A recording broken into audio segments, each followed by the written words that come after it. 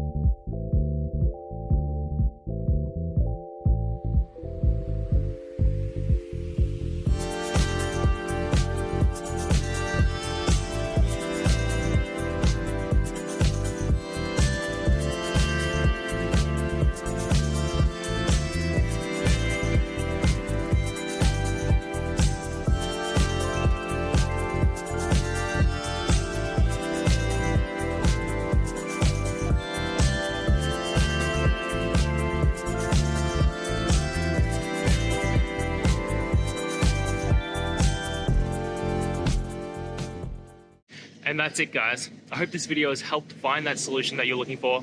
And if it did, please hit the subscribe button. I'd really appreciate it. Now, until the next time that you need technical help, I hope you have a good one.